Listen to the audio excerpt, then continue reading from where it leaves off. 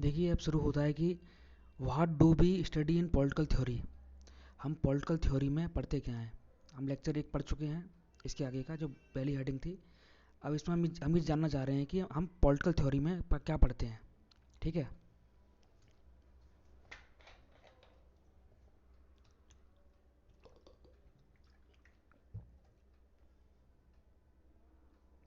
if we if we look around us, what we see, what would be movement, developments and change.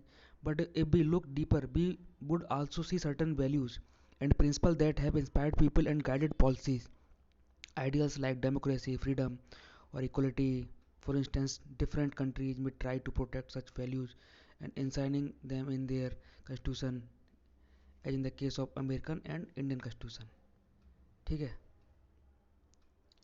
देखिए, हमारा जो भारतीय संविधान है वो एक बहुत बड़ी लिगेसी के थ्रू बना हुआ है। जैसे कि हमारे संविधान में बहुत सारी चीज़ें ऐसी हैं जो कि बाहर से बोरो की गई हैं। अम्बेडकर ने बोला भी था कि पॉलिश करके अगर हम किसी अच्छी चीज़ को ले रहे हैं तो कोई गलत बात नहीं है, अच्छी चीज़ है वो।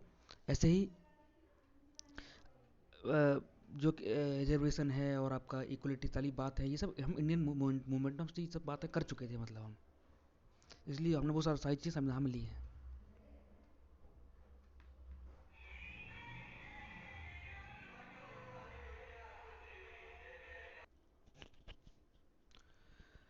These documents did not just emerge overnight, they are built upon the ideas and principles debated among since the time of Kautilya. Kautilya ने बोला था कि किस तरह का स्टेट होना चाहिए। Aristotle to Jean Jacques Rousseau, Karl Marx, Mahatma Gandhi and doctor Bhimrao Ambedkar. As far back as 5th century BC, Plato and Aristotle discussed with their students whether monarchy or democracy was better।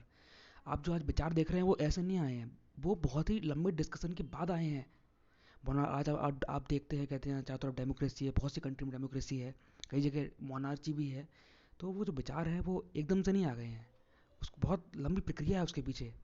समझिए, आप बहुत लकी हैं कि आप ऐसे period में जन्म लिया है आपने, इतना पीसफुल पीरियड में। नहीं तो मिडिवल इंडिया में तो जिसका तलवार है उसका रूल है। लेकिन वो डेमोक्रेसी में ऐसा नहीं है ना। डेमोक्रेसी में जनता ही एक तरह की किंग है। Rousseau first argued for freedom as fundamental right of human kind. Rousseau ने बताया था कि फंडामेंटल राइट वो इनएलिएबल राइट्स हैं, हर आदमी उन राइट्स का पैदा हुआ है, तो वो उसे छीन नहीं आ सकते। Karl Marx argued that equality was crucial as freedom. Karl Marx ने फ्रीडम पे बात की थी। इक्वलिटी एक मतलब सॉरी कार्ल मार्क्स ने इक्वलिटी पे बहुत जोर दिया था। कार्ल मार्क्स की थ्योरी थी जो कि बाद में चल के आपको रशियन रिवॉल्यूशन में देखने को मिलेगी, किस तरह से जो स्टेट है, जो स्टेट मीन्स ऑफ प्रोडक्शन है वो स्टेट के पास होनी चाहिए, ना कि प्राइवेट हैंड्स में होनी चाहिए। और जो प्रॉपर्टी है वो कलेक्टिवाइजेशन ऑफ प्रॉपर्टी होना चाहिए। तो ऐसे कि खेती हो रही है तो वो जो फार्म लैंड्स हैं वो कलेक्टिवाइजेशन हो और सबके नीड के हिसाब से उसको वो चीज़ देनी चाहिए। ये सब कार्ल मार्क्स का एक थ्योरी था जो कि बाद में चल के रशियन रिवॉल्यूशन में जाके इम्प्लीमेंट हुआ था। और बाद में आपको पता हो चला होगा कोल्ड वार के टाइम पे दो विश्व के दो धड़े बट गए थे कोल्ड वार में टाइम पे।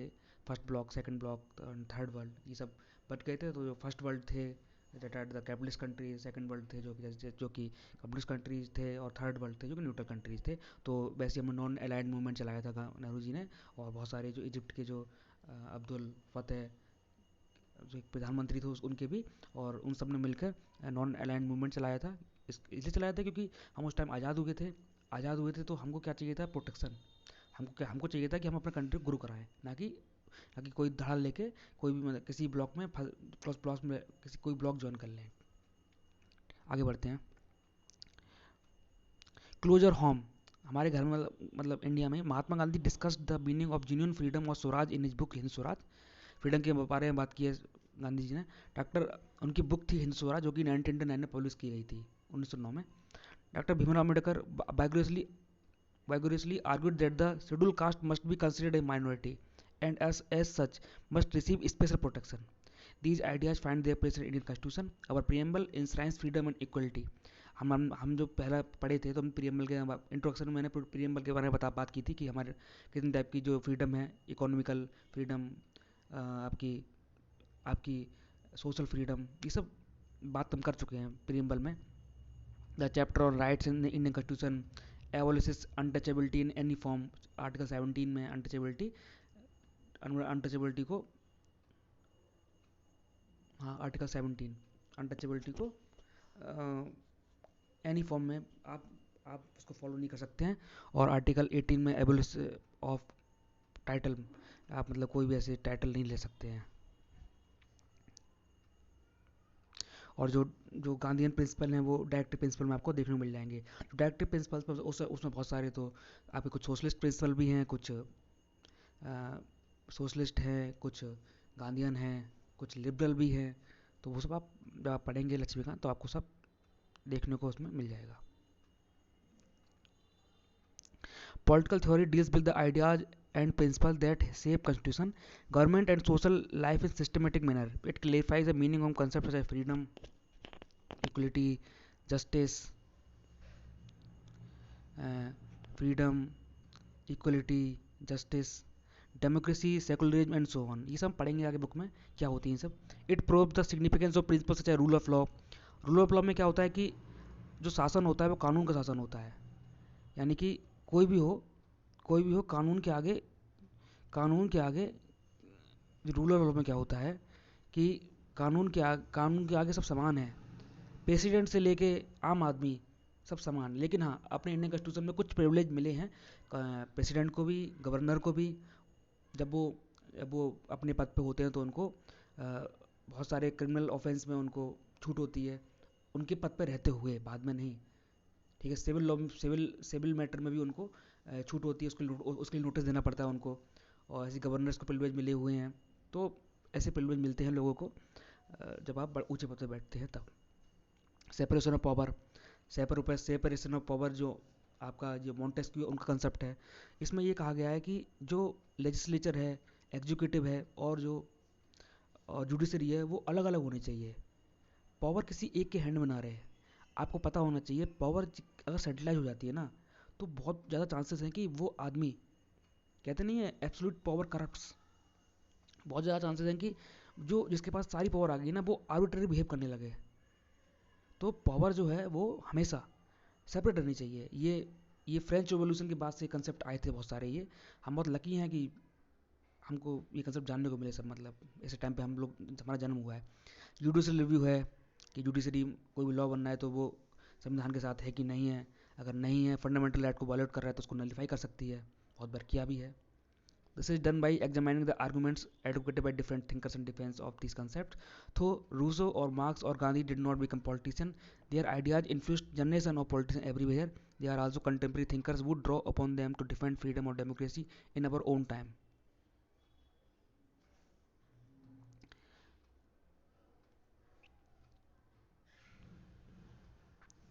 In our own time. Besides examining arguments, political theory also reflect upon our cultural political experience and points out trend and possibility for the future. हमारे कल्चरल एक्सपीरियंस पे भी political theory, बहुत सारे हमारे culture के experience भी शामिल होते हैं। आइए ये सॉल्व करने की कोशिश करते हैं। देखिए, can you identify the political principle value which is in application in each of the following statement situations. I should be able to decide which subject I want to study in school. ये liberty concept है, individual liberty का, कि हर आदमी को अधिकार होना चाहिए कि वो अपनी डिसाइड कर सके हमें क्या करना है क्या नहीं करना है। The practice of untouchability has been abolished. ये माइनॉरिटी राइट्स का कंसेप्ट है। All Indians are equal before law, ये रूल ऑफ लॉ का कंसेप्ट है। Minorities can have their own school and colleges, minority rights का। Foreigners who are visiting India can not vote in Indian election, ये right to representation का concept है। जब आप Indian है ही नहीं तो आप किस तरह से आप चूज कैसे कर सकते हैं। हम जो हमारा एमएलए एमपी होता है वो हमारा रिप्रेजेंटेटिव होता है। तो इसलिए जब जो एमएलए हमारा एमपी और जो एमएलए और एमपी होते हैं वो हमारे रिप्रेजेंटेटिव हैं। तो जब फॉरनर्स यहाँ रहते नहीं है तो उनको रिप्रेजेंट थोड़ी ना करेंगे, वो करेंगे तो इसलिए उनको अधिकार नहीं दिया गया वोट का, सीधी बात है। There should be no censorship of media और फिल्म्स, ये राइट टू, ये फ्री एक्सप्रेशन, मतलब लोगों का अधिकार होता है कि वो अपने व्यू अपने एक्सप्रेस कर सकें, जिससे कि जो गवर्नमेंट है वो ऑथोरिटेरियन ना बन जाए। Student should be consulted while planning the annual day functions, ये आपको डेमोक्रेटिक प्रिंसिपल है। देखो, एनुअल डे होता है वो बच्चों के लिए होता है, तो बच्चों से पूछ चीज़ें करनी चाहिए ना। लॉ हमारे लिए हैं, यही तो दिक्कत हुई थी ना जब नेशनल मूवमेंट चल रहा था तो जो साइमन कमीशन आया था 1927 में, इंडियन स्टेटूटरी कमीशन 1927, तो उसमें दिक्कत क्या थी, उसमें एक भी मेंबर इंडियन नहीं था। तो लोगों ने बोला कि ऐसे कैसे हो सकता है, पॉलिसी हमारे लिए बननी है, डिसीजन हमारा है, फ्यूचर हमारा हमारा एक ही मेंबर नहीं है, इसलिए उसका विरोध किया गया था। मेन कारण उसका यही था, है ना। Every one must join the Republic day celebration, ये हमारा जो इंडियन नेशनल मूवमेंट है उसको हम रिजॉइस करें, जो हमारा नेशन है उसको, वी आर द वन, जो फीलिंग है उसको हम बढ़ाएं और ज़्यादा बढ़ाएं, और जो नेशनल मूवमेंट है उसको फिर से याद करें, अपने जो फ्रीडम पैटर्न को याद करें। चलिए आगे बढ़ते हैं।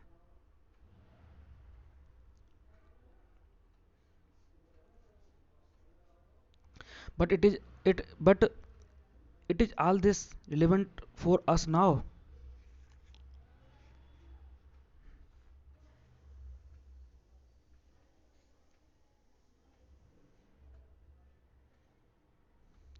But it is all this relevant for us now? We have been not already achieved freedom and democracy? While India is free and independent, questions regarding freedom and equality have not ceased to crop up. This is because issues concerning freedom, equality, democracy arise in many areas of social life, and they are being implemented in different sectors at different paces. For instance, although equality may exist in the political sphere in the form of equal rights, it may not exist in the same extent in the economical or social spheres.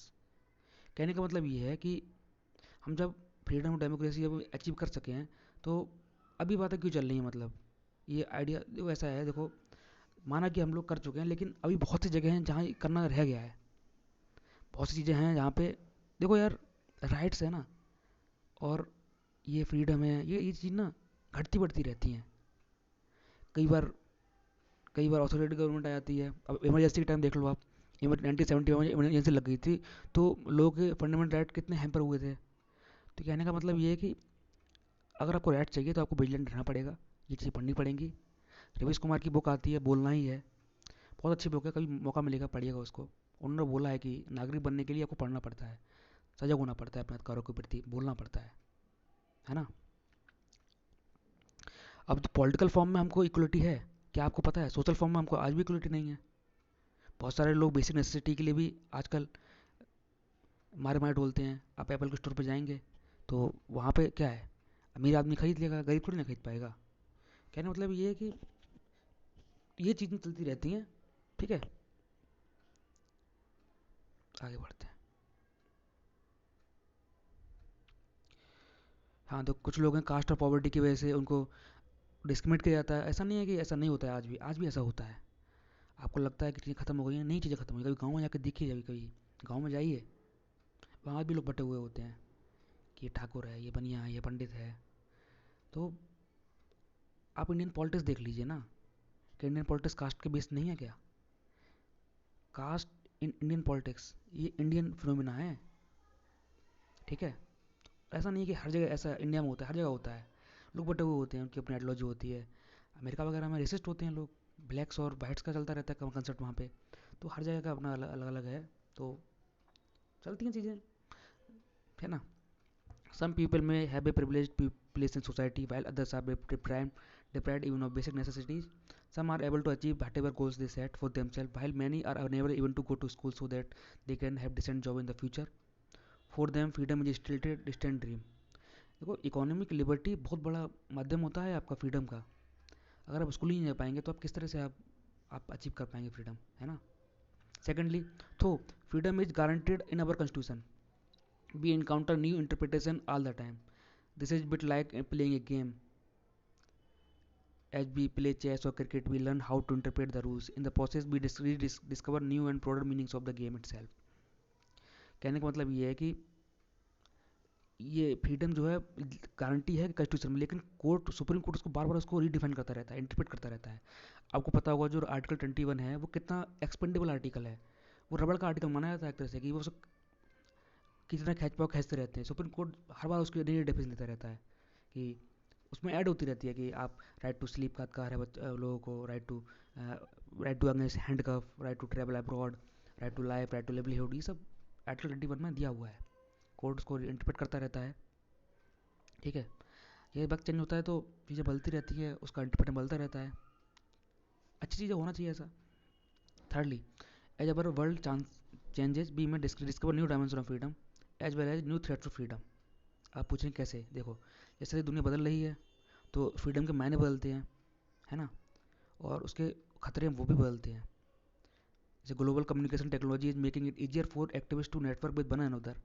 अब यहाँ पे जो communication technology का उदाहरण दिया है, जैसे कि अब जैसे कम्युनिकेशन टेक्नोलॉजी है, व्हाट्सअप है, तो व्हाट्सअप पे क्या है कि जैसे कि किसी को ऐसे चाइना में जो उइगर मुस्लिम्स हैं उनके खिलाफ एलिगेशन लगते हैं कि चाइना उनके खिलाफ गलत कर रहा है ना, तो लगाते हैं, बहुत से लोग एलिगेशन लगाते हैं। तो कहने का मतलब ये है कि तो दुनिया भर के एक्टिविस्ट मिलेंगे साथ में, एक मूवमेंट चलाएंगे। ऐसे ही आपका एनवायरनमेंट मूवमेंट है, बहुत दुनिया भर के मूवमेंट मिलेंगे, एक्टिविस्ट मिलेंगे और एक मूवमेंट चलाएंगे। लेकिन इसका थ्रेट भी तो है, टेररिस्ट लोग इसका यूज कर सकते हैं उसके लिए, अपने जो अपने जो कांड करने के लिए टेररिस्ट लोग करते हैं जो, तो वो अपना उसका यूज कर सकते हैं, तो ये थ्रेट भी हो गया मतलब, ठीक है। तो वैसे जो ऑनलाइन वाले पीपल होते हैं वो चाहते नहीं गवर्नमेंट का कंट्रोल है, लेकिन वो ये भी चाहते हैं कि गवर्नमेंट इंटरफेयर करे, एटलीस्ट उनकी प्राइवेसी और उनका जो बेसिक सिक्योरिटी है, उनकी प्राइवेसी है, वो सुरक्षित रहे। तो कहाँ तक इंटरवेंशन ठीक है, कहाँ तक इंटरवेंशन ठीक नहीं है, इसके लिए आपका आ गया है, देखो अब डाटा प्रोटेक्शन बिल आ गया है 2021 का, वो लॉ बन चुका है, तैयार हो चुका है, ड्राफ्ट स्टेज में अब बिल्कुल बन चुका है पूरा, बस उसको पारित करना रह गया है। तो उसमें बहुत सारी, तो उस पर बातचीत चलती रहती है कि कितना स्टेट कितना इंटरफेयर करेगा, कितना नहीं करेगा।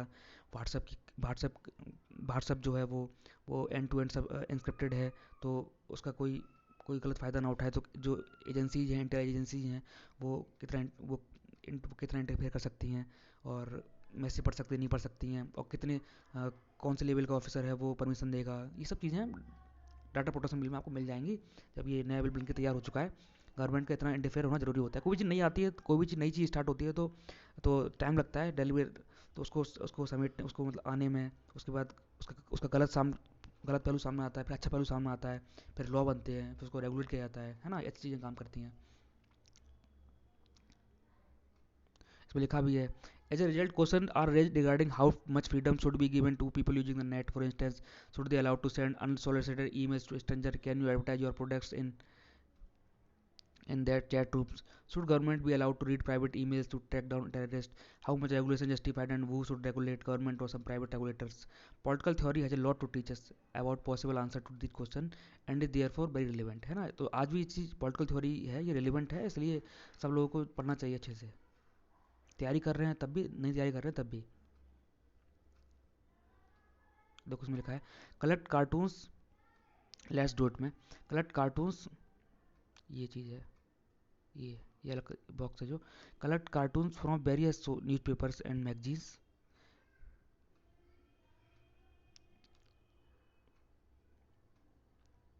what are the various issues that they are concerned with, which political concept do they highlight, है ना।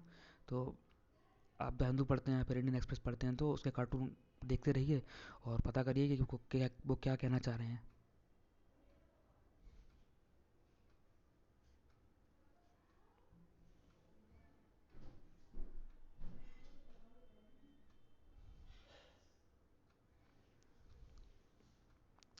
Putting political theory to practice, अब जान लिया पॉलिटिकल थ्योरी होता क्या है, अब प्रैक्टिस कैसे करेंगे उसको।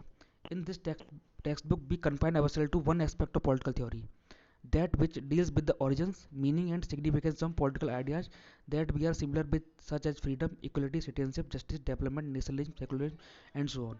ये कह रहा है कि इस बुक में हम पॉलिटिकल थ्योरी के ओरिजिन के बारे में, उसके अर्थ क्या है, सिग्निफिकेंट क्या है, इस तक सीमित रहेंगे यहाँ तक। और इसमें बहुत सारे विचार हैं, जैसे कि फ्रीडम क्या होता है, इक्वलिटी है, सिटीजनशिप, जस्टिस, डेवलपमेंट, नेशनलिज्म। मैंने बोला था कि जो फर्स्ट चैप्टर होता है वो एक तरह से इंट्रो चैप्टर होता है, तो वही है। थोड़ा पानी पी लेते हैं।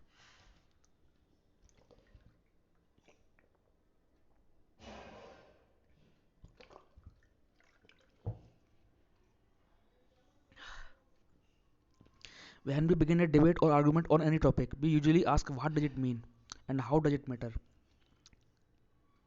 Political theorists have asked what is freedom or equality and provided a diverse definition. Unlike in mathematics, where there can be one definition of a triangle or square, we encounter many definition of equality और freedom of justice. ये mathematics नहीं है यहाँ की, यहाँ आपकी एक definition होगी। पॉलिटिकल थ्योरी में डेफिनेशन चेंज होती रहती है और हर आदमी इसको अलग तरीके से इंटरप्रेट करता है, क्योंकि ये ह्यूमन से रिलेटेड है ना, और ह्यूमन चेंज हो जाते हैं ना, तो इसलिए एक डेफिनेशन नहीं होगी, यहाँ डेफिनेशन चेंज होती रहेगी। This because terms like equality concerns our relationship with other human beings rather than with this is because terms like equality concern our relationship with other human beings rather than with things. Human beings, unlike things, have opinions on issues like equality, and many opinions need to be understood and harmonized. How do we go about doing this? Let us begin with our common experience of equality in different places. है ना, हर human being अलग तरह से interpret करेगा ना चीज़ को। You may have notice that people often jump the Q in shops और doctor. देखो ये इसमें एग्जांपल दिया है कि कई बार क्या होता है कि आप आप मतलब आप राशन लेने गए हैं, ठीक है, आप लाइन में लगे हुए हैं। कई बार क्या होता है कि एक होता है वो लाइन तोड़ के आगे निकल जाता है, या फिर कई बार टिकट ले रहे हैं आप, कई बार तो लाइन तोड़ के आगे निकल जाते हैं, तो हमें गुस्सा आता है कि यार एक धोखा फील होता है कि यार गलत है यार ये, है ना। जब रूल बनाए गए हैं तो हर आदमी रूल के हिसाब चले, ठीक है।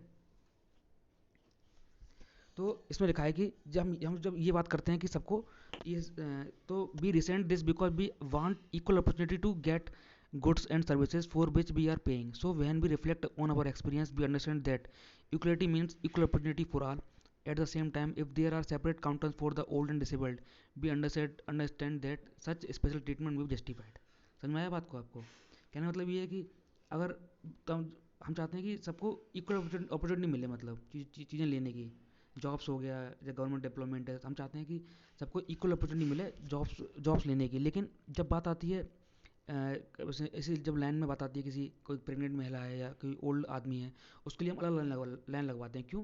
क्योंकि हम जानते हैं कि नेचर ने, क्योंकि वो ऐसे ओल्ड है, डिसेबल्ड है, तो हम जानते हैं कि उनको ज़रूरत है मतलब सहारे की। तो हम हम कहते हैं कि ठीक है ये होना चाहिए, कहते हैं इन लोग के अलग लाइन होना चाहिए, इससे क्या है ये लोग अपने आसानी से चीज़ें ले सकें, है ना। ये ह्यूमनिटी होती है।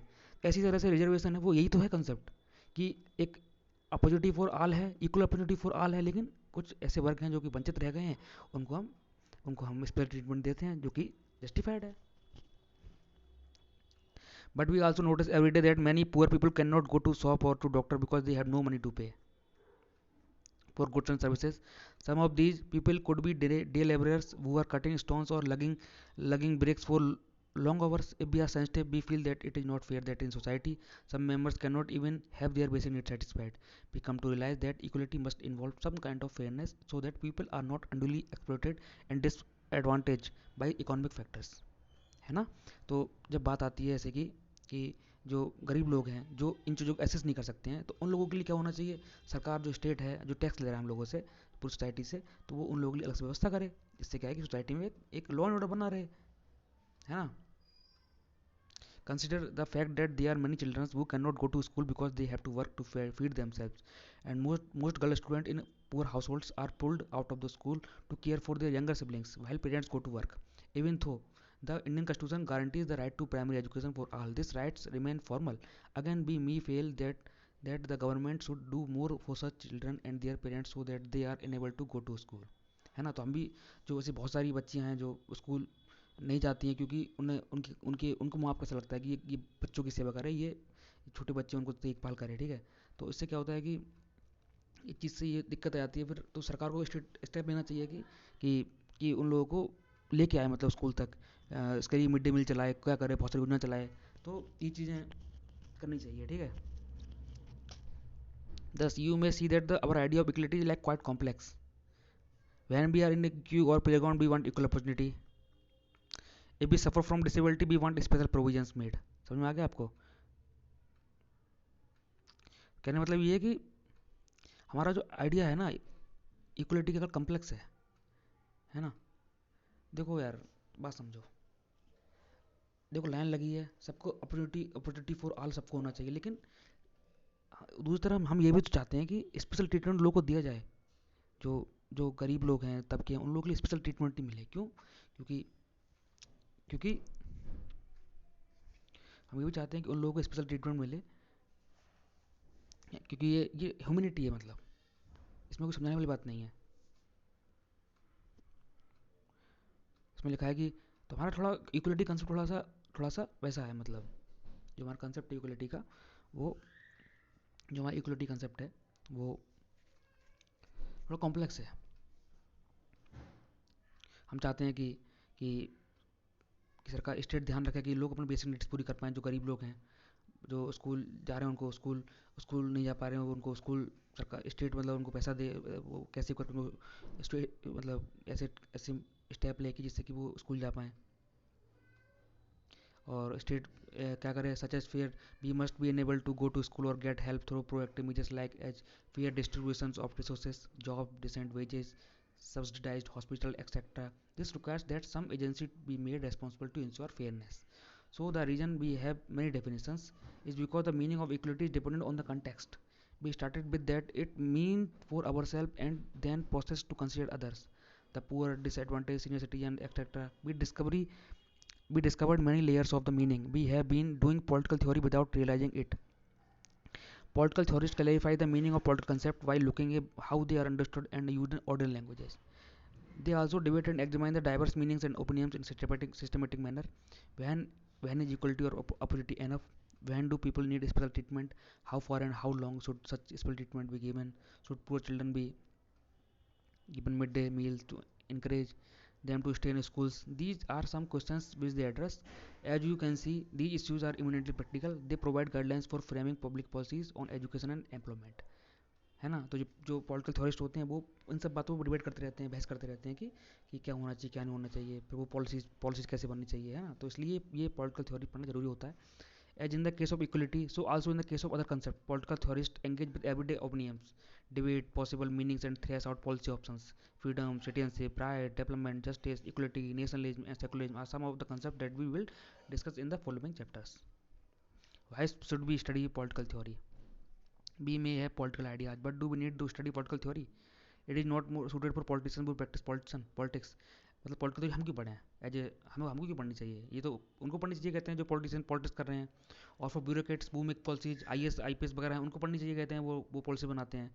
और for those who teach political theory, और जो लेक्चर वगैरह उनको वो पढ़ें। और लॉयर्स, फॉर एक्टिविस्ट, जर्नलिस्ट, हमको क्या फ़ायदा मिलेगा पढ़ के? ठीक है, तो ये मतलब बात है, अब इसका आंसर मिलेगा आपको। First of all, political theory relevant for all the ever target group. As high school student we may choose one of the ever profession in the future. कहने मतलब अगर आप टेंथ हैं तो आपको फ़ायदा मिलेगा ट्वेल्थ में, मतलब क्या पता आप आगे चल के ये आप वो उसमें करियर बनाएंगे तो आपको उसमें फ़ायदा मिलेगा। ठीक है। Secondly, we are going to be citizens entitled to vote and decide other issues. आप वोट डालेंगे, आगे चल के एक पॉलिटिकल सिटीजन बनेंगे तो उसमें फ़ायदा मिलेगा।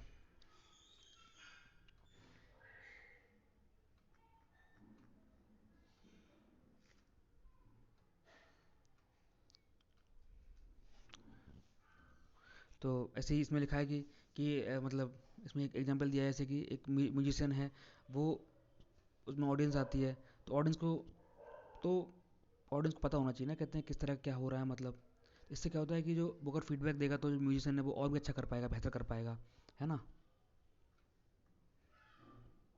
और thirdly, freedom, equality and secularism are not abstract ideas, issues in our lives. We daily encounter discrimination of various sorts in families, schools, colleges, shopping malls, and so on. We ourselves have prejudice against people who are different from us, be they of a different caste or religion or gender or class, be people of breast। कहने का मतलब ये कि आप ये पढ़ेंगे तो आप बहुत सी चीज़ें ऐसी होती हैं जो आप डेली लाइफ में इनकाउंटर होते हैं, आप डेली लाइफ में इनकाउंटर करते हैं, और वहाँ आपको मदद मिलेगी, आपको वहाँ पे चीज़ों को देखने की समझ पैदा होगी, और आप चीज़ें ढंग से देख पाएंगे, एक ब्रॉडर पिक्चर क्लियर होगा, और आपको डेली लाइफ बहुत हेल्प मिलेगी। आप कुछ ना हो तो आप एक अच्छे इंसान बनेंगे। ठीक है। कई बार इसमें लिखा है कि we deny that there is any profession even as our maids and servant struggle for dignity. कई बार बहुत सारे बड़े बड़े घर होते हैं, वहाँ जो नौकर लोग होते हैं किस तरह व्यवहार होता है उनसे, कई बार लोग पीट भी देते हैं उनको, जो कि बहुत गलत चीज़ है। मतलब अगर कई बार बहुत बड़ी लेडी होती है, बूढ़ी लेडी होती है, बच्चे उससे नाम लेके बात करते हैं, जो कि गलत है। मतलब बड़े मतलब अगर आप बता रहे हैं कि बड़ों को संस्कार, बड़ों का आदर करना है, तो बड़े का आदर करने में गरीब और अमीर की दीवार कैसे आ गई ना? अमीर को भी तो उतनी आदर मिलना चाहिए जितना गरीब को मिल रहा है, गरीब को उतना आदर मिलना चाहिए जितना अमीर को मिल रहा है ना? Sometimes we even feel that our servant deserve the treatment they get. Our servant deserve the treatment they get. What political theory encourage to examine our idea and feeling. कई बार क्या होता है कि मतलब हमको लगता है कि जो हमारा जो नौकर है उसको यही यही डिजर्व करता है। वो हम बोलते नहीं है कि यार कि नहीं यार ये होते ऐसे हैं, इनको इनके यही होना चाहिए। लेकिन जब ये किताब पढ़ेंगे ना आपको रियलाइज होगा कि उनकी गलती नहीं है बिल्कुल भी। सोसाइटी ने उनको सोसाइटी ने उनको बहुत कम दिया है, उनकी गलती नहीं है। ठीक है, तो इसे पढ़ेंगे हम। Finally, as students, we enjoy debates and elocution competition. We have opinions about what is right or wrong, just or unjust, what do not know whether they are reasonable or not. Only when we argue with others, we realize the need to defend them and seek our reasoned argument. Political theory exposes us to systematic thinking on justice or equality so that we can polish our opinions and arguments in an informed manner, and for the sake of common interests such as skills of debating rationally and communicating effectively are likely to be great assets in the global information order. कहने मतलब ये आप एक अच्छे इंसान तो बन ही जाएंगे। ठीक है, which of the following statement are true, false about political theory?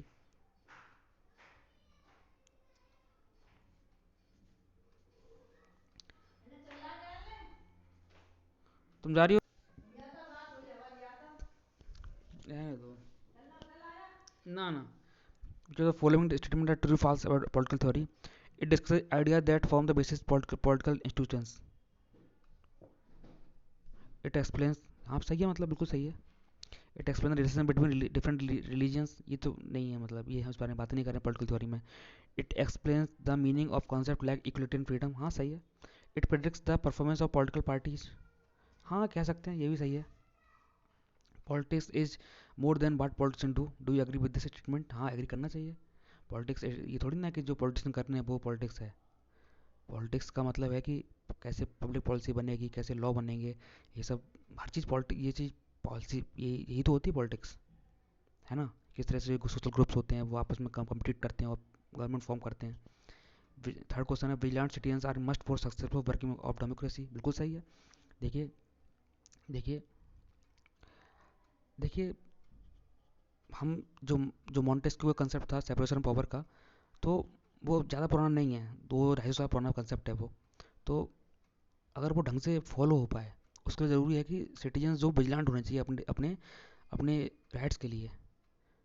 तो और जो सिविल सोसाइटी ग्रुप्स हैं वो विजिलेंट होने चाहिए कि गवर्नमेंट क्या कर रही है क्या नहीं कर रही है ना। कैसे आरटीआई जो लॉ है किस तरह से उसको डाइल्यूट किया जा रहा है। आरटीआई लॉ है जो right to information act law है 2005 में आया था, जो वो रिमार्केबल लॉ था। वो रिमार्केबल लॉ है अब तक का इंडियन भारतीय संविधान का, है ना। संविधान बनने का सबसे रिमार्केबल लॉ है वो राइट टू इन्फॉर्मेशन एक्ट। आपको सोचना है उसके थ्रू कितने करप्शन कितनी चीज़ें निकल के बाहर आई हैं। जैसे कि मैं कोई एग्जांपल दे रहा हूँ, कई बार क्या होता था, मनरेगा है, मनरेगा में आदमी काम ही नहीं कर रहा है, उसका नाम चढ़ गया है और पैसा आ रहा है उसका, और जो अधिकारी हैं वो सब खा रहे हैं पैसा उसका मिली भगत से। तो एक्टिविस्ट क्या करते थे, जाते थे आदमी से पूछते थे आप काम कर रहे हैं, ऐसी लिस्ट बनाते थे पूरी पूरी, कौन कौन काम कर रहा है कौन काम नहीं कर रहा है।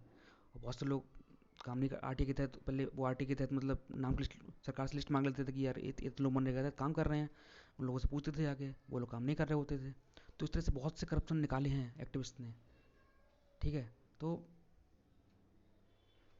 अगर आप विजिलेंट नहीं होंगे तो वो लोग क्या पता कल को मतलब सरकार उसको कल को सरकार उसको और डाइल्यूट कर दे, है ना। तो मैंने बात को आप जैसे और ऐसे और एग्जांपल ले लेते हैं, जैसे कि ऐसे कि मीडिया है, मीडिया क्या है, एक सिविल सोसाइटी है एक तरह से। तो मीडिया का वो काम होता है कि वो थोड़ा क्रिटिकल है गवर्नमेंट का। क्रिटिकल इसलिए रहे कि मीडिया का काम होता है क्वेश्चनिंग करना गवर्नमेंट से। मीडिया एक तरह से लोगों और सरकार के बीच का माध्यम है खबरें पहुंचाने का। ठीक है, तो वो क्रिटिकल है गवर्नमेंट कि आप क्या कर रहे हैं, क्या किया आपने, है ना। तो सिटीजन अगर विजिलेंट होगा, उसके अगर मुद्दे अलग होंगे, तो निश्चित तौर पर डेमोक्रेसी के लिए बहुत सही होगा। और डेमोक्रेसी के लिए अच्छी तरह वर्क करे उसके लिए ज़रूरी है कि सिटीजन जो है वो विजिलेंट रहना चाहिए। क्वेश्चन नंबर 4 है, in what ways is the study of political theory useful for us? Identify 4 ways in which political theory can be useful to us. हम ये अब जो हमारा लास्ट का पैराग्राफ था 4 क्वेश्चन तो थे, उसको उठा के चाप देना इसमें। ठीक है, question number 5, do you think that a good convincing argument can compel others to listen to you? बिल्कुल सही है। कई बार ये बात बोली भी जाती है, कहते हैं कि कभी भी raise your arguments, not your voice. अपने आर्गूमेंट्स को बढ़ाओ, ना कि वॉइस को बढ़ाओ, है ना। Question number 6, do you think studying political theory is like studying mathematics? नहीं, थोड़ा डिफरेंट है, क्योंकि मैथमेटिक्स में क्या है कि चीज़ें फिक्स हैं बिल्कुल, कि यही होगा, ये डेफिनेशन है, ये सब है। लेकिन ये जो कि पॉलिटिकल थ्योरी में चीज़ें फिक्स नहीं है, क्योंकि हम लोग वो बार बार इंटरप्रेट होती रहती हैं, चेंज होती रहती हैं बार बार। तो पॉलिटिकल थ्योरी में चीज़ें अलग हैं, तो इसलिए थोड़ा डिफरेंट है उससे, उसका। बाकी आप पढ़िए अच्छे से। थैंक्स।